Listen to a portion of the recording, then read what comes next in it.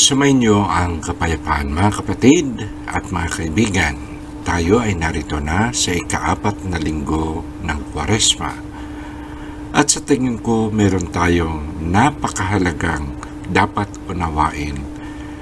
Dahil sa totoo lang, dito inihahayag ng Panginoon ang biblical thought pattern or huwaran o sundin ng ating pakikipag-ugnayan sa Diyos.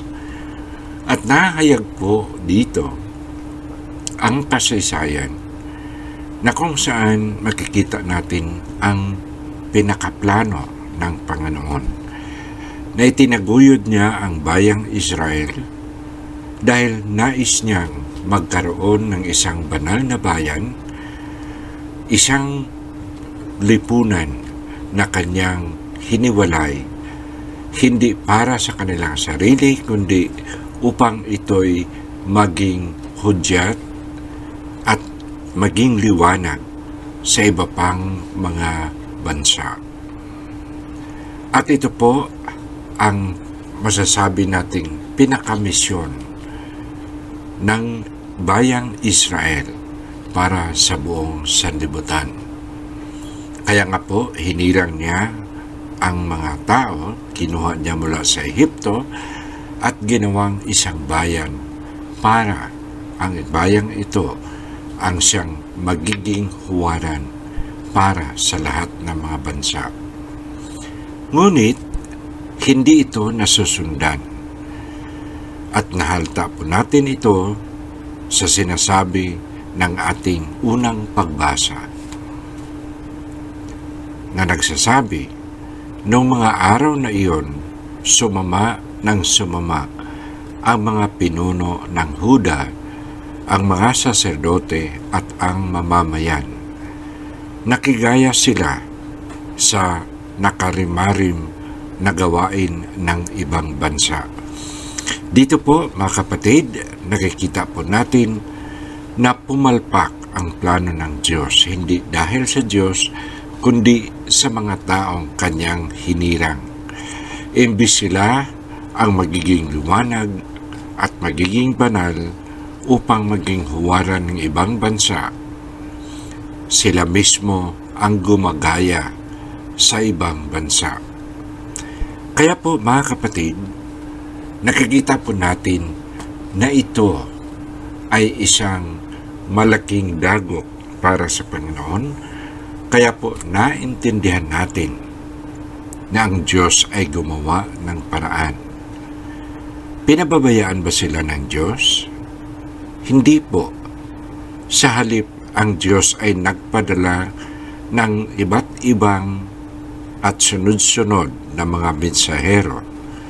Katulad na lamang nila Propeta Isaías, ni Propeta Hosea, Jeremiah, Ezekiel, Josue, Moses, at iba pa.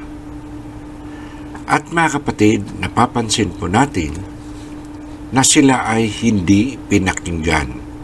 Sa halip, sila po ay minaltrato, pinagtatawanan, at sila po ay tinalikuran ng mga tao.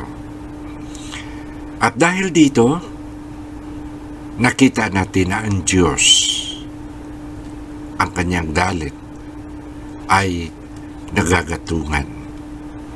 Okay, dapat po nating maintindihan na ang galit ng Diyos ay hindi ho katulad ng ating galit, na tayo po'y pabugso-bugso at ang ating pong galit ay mula po sa ating emosyonal na galit sa kapwa.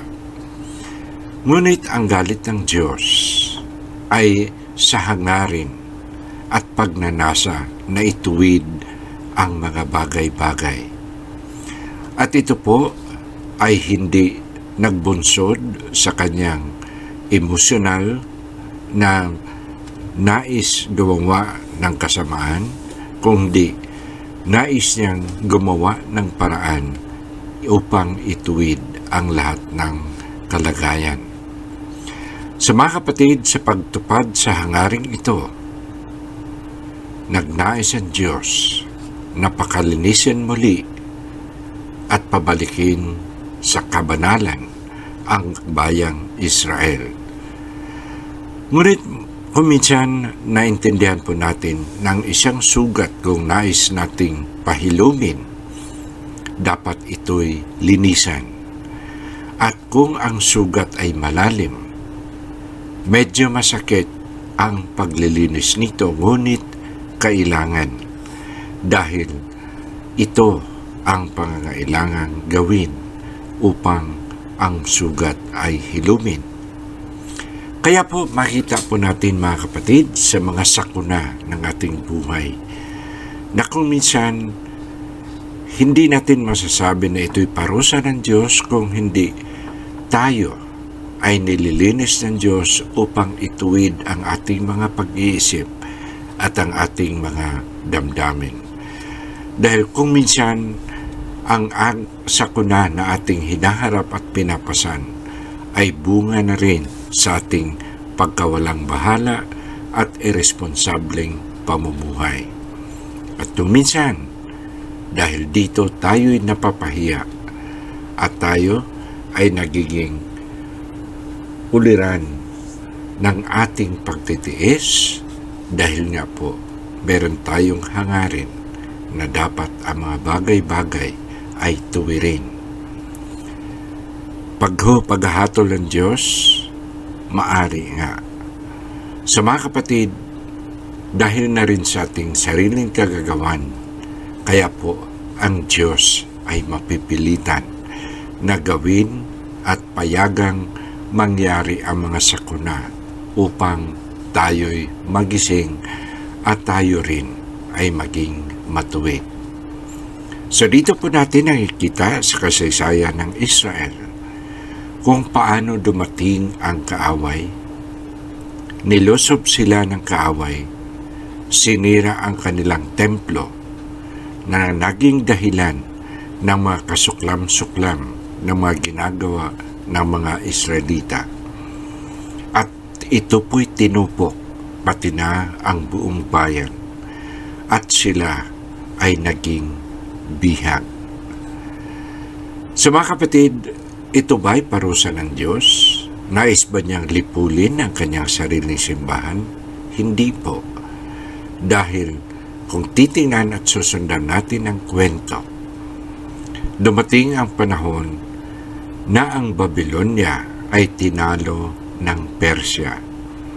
At sa pamamagitan ni Haring Cyrus, sinabihan siya, tinudyukan siya ng Diyos na pabalikin sa Jerusalem ang mga nabihag at tumulong siyang itayo ang templo muli sa Jerusalem.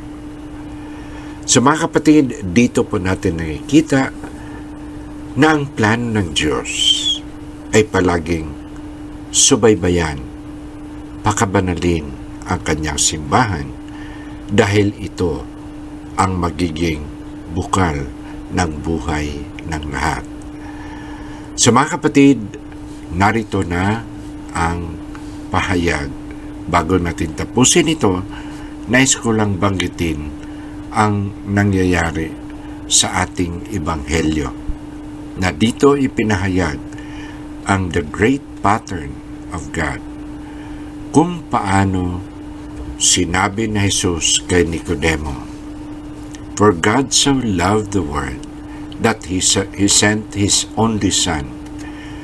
Sa mga kapatid, alam po natin na ang ating Panginoong Jesus ay pinadala ng Diyos upang itayo muli ang bayan ng Panginoon, ang bagong Israel, ang simbahan o ang sangkatauhan ng Diyos. So si Jesus, na anak ng Diyos at Panginoon natin, ang siyang pinadala ng Panginoon upang tayo'y pabalikin sa kabanalan. At makikita natin sa buhay at sa bumubuhay ng ating Panginoong Hesus, inilahad niya ang the great pattern of God, the pattern of love. Dahil sinabi po ng ating Panginoong Hesus na pinadala siya upang ang sinumang maniwala sa Kanya ay hindi mamamatay. Kaya po, mga kapatid, ang panahon ng Kwaresma ay isang pagkakataon upang ating pag-aralan ang ginawa ng ating Panginoong Hesus, upang sundan ang Kanyang mga yapak, unawain ang Kanyang mga turo, upang sa Kanyang pag-alay ng sarili sa krus, ang Kanyang kamatayan sa krus ay maaring maging ating kamatayan, at kasama ni Hesus tayo ay makiisa sa Kanyang muling pagkabuhay. So mga kapatid, pagpalain nawa kayo ng Panginoon.